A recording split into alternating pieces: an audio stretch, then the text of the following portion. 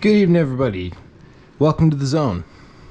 Today, as I promised, I am going to do a little show and tell with my IFAK, which I carry around with me throughout my little adventures.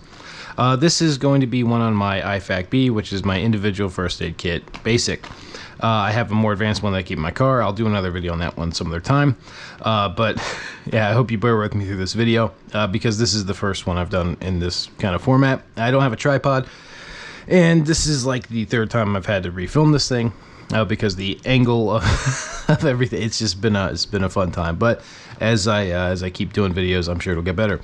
But without further ado, let's get into this. So the IFAK is for me to stabilize myself or to patch up anything that I might get in the field. Generally speaking, this is going to be very simple stuff. I do have a few emergency items in there, as you will see, that are for more advanced injuries, honestly, just to stop yourself from dying so that the ambulance can get to you. Before we really get into it, there's a couple of points I want to get to. So first and foremost, all of this is useless if you do not have the training to apply the tools that you have in your actual IFAK. So you need to get some kind of training. At the very least, you should get a introductory first aid course from the Red Cross. Those are usually pretty cheap or even free depending upon if what organization is hosting it. Just check your website and it's really good free training. Other than that, you can do continuing training if you want, and that's the most important thing, is to actually know how to utilize what's in this. Second, this is one I've assembled myself. This is a very cheap one, less than $5 in total, I believe. There's some really nice Gucci ones you can get. They're like molly pouches, stuff like that. Whatever your rig is, you can probably get an IFAK for it. I chose not to go that way just because I don't need coagulant and chest compression, because I'm probably not going to get shot. I hope. And your IFAK is going to carry different things based upon your needs. If you're allergic to bees, for instance, you should have an EpiPen, things like this. If you are a diabetic, have some insulin maybe. I don't know. Whatever your needs are, you should probably have them in here. If you're going to go off stalking, UrbEx, or even camping or hiking or whatever, you should just always have something. That's basically necessary, because especially when you're doing the UrbEx stuff, a lot of these buildings are, they're old, decrepit. As you can see in one of my other videos, I fell through the floor.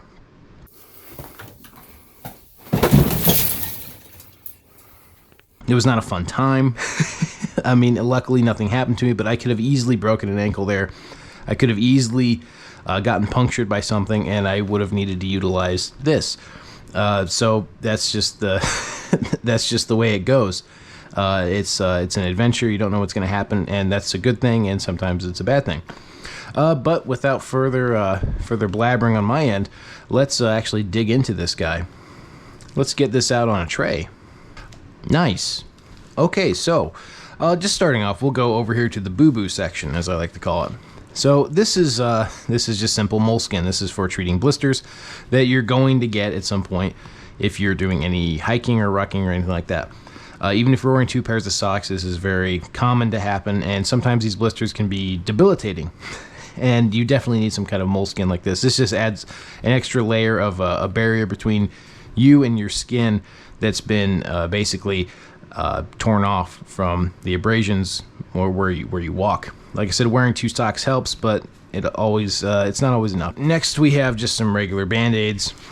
These are for any sorts of cuts or scrapes. Maybe some kind of abrasion you get like on your knee or something. That stuff happens quite often, and this stuff is honestly what's utilized the most.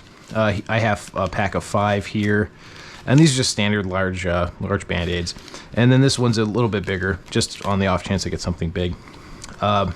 But that's generally what you're going to be utilizing the most. Scrapes from, splinters, rusty nails, things like that. Which is also another point. You should definitely get a tetanus shot if you're going to engage in this sort of activity, because those are the digs, man. Also part of the boo-boo kit, just Afterbite, which is just activated baking soda in like a little pen form. You'll just dab this on the bite. This just takes the sting or the itching away, and it's a lifesaver. Honestly, it makes life a lot more bearable. And you just have to accept that bugs are part of the experience. You just gotta get over it. Next, moving on to stuff that's a teeny bit more advanced.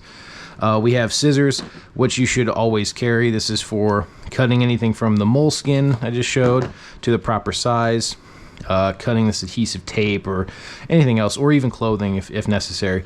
But scissors are a must, and make sure they're sharp, make sure they're a decent pair. You can pick them up for really cheap.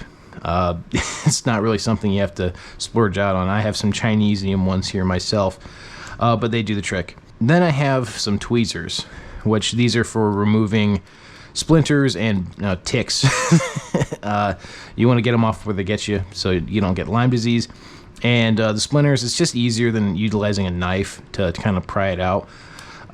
Tweezers are just generally better all around. And the splinters do happen, especially with older timber and whatnot.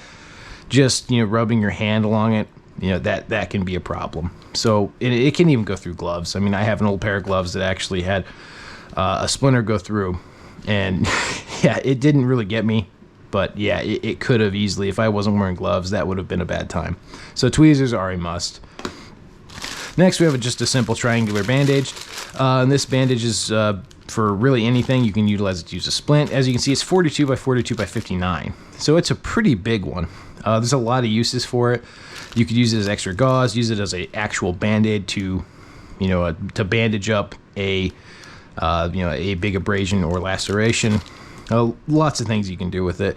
It's just very versatile. This is just adhesive tape. This is used in conjunction with sterile pads, which I have a variety of sizes here. I've got some 2x2s, 2x3s, and a 3x3. And these are basically to make a large Band-Aid, essentially. You'll use the sterile pads in conjunction with the adhesive tape, and basically this is a sterile pad with some adhesive. It's basically the same thing, it's just a lot bigger.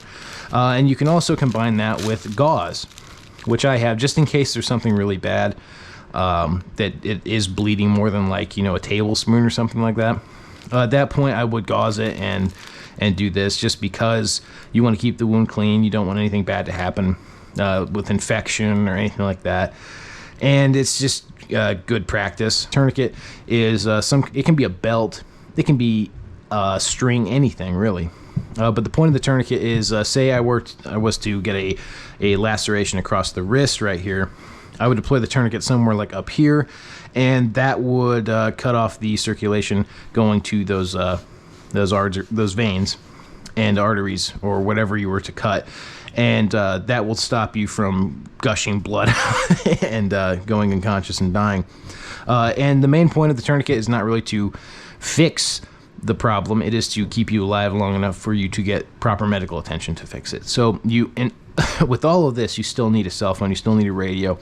You still need somebody to know where you're at, when you're going to be back, that sort of thing. I personally always have my wife with me. She's either in the car running errands if they're somewhere close where she can go shopping or do whatever, or she's out with me.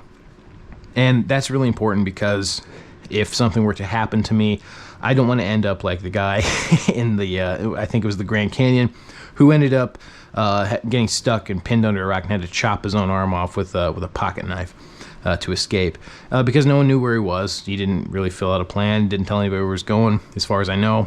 With great fun comes great responsibility, guys. So I hope you guys enjoyed that. Hope the camera angle's not so horrible, and I hope it's not all shaky and everything. I'll invest more in a tripod and stuff as I do more of this stuff. I mean, this is the first video I've done like this, but I hope you guys enjoyed it, and please like and subscribe. Keep doing what you're doing. I really appreciate it. I love you guys, and stay tuned. Tomorrow I have another UrbEx video, which will be coming out, barring any equipment malfunctions or anything like that. But until then, guys, I'll see you next time, and I'll see you in the zone.